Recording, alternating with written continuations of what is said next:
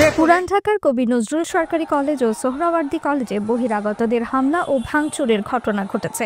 এতে কলেজ দুটি ধ্বংসস্তূপে পরিণত হয়েছে। গাড়ি, ক্লাসরুম, অফিস থেকে শুরু করে হামলা থেকে কোনো কিছুই বাদ যায়নি। পরীক্ষা চলাকালীন সময়ে ব্যাপক ভাঙচুর ও হামলার কারণে ঢাকা বিশ্ববিদ্যালয়ের অধিভুক্ত 7 কলেজের স্নাতক পরীক্ষায় অংশ নেওয়া শিক্ষার্থীদের পরীক্ষা স্থগিত করা হয়েছে। আজ দুপুরে এই হামলার ঘটনা ঘটে। কয়েক ঘন্টা পার হলেও পরিস্থিতি এখনও স্বাভাবিক হয়নি।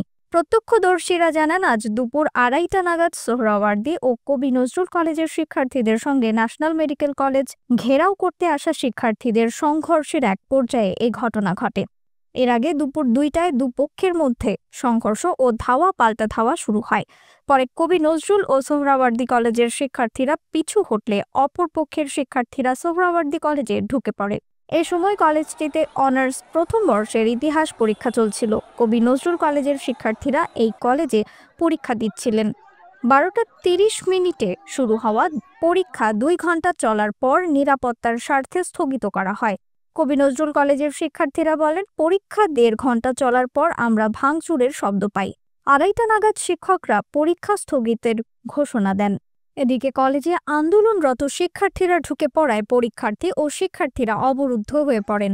এ সময় কলেজের উপাধ্যক্ষের রুম সহ অধিকাংশ কক্ষে ভাঙচুর চালানো হয়। কলেজ প্রাঙ্গণে থাকা একটি প্রাইভেট কার, মাইক্রোবাস ও অ্যাম্বুলেন্সে 2টি মোটরসাইকেল ভাঙচুর করা হয়। শিক্ষার্থীদের কলেজের ট্রফি, চেয়ার সহ বিভিন্ন জিনিসপত্র নিয়ে যেতেও দেখা যায়।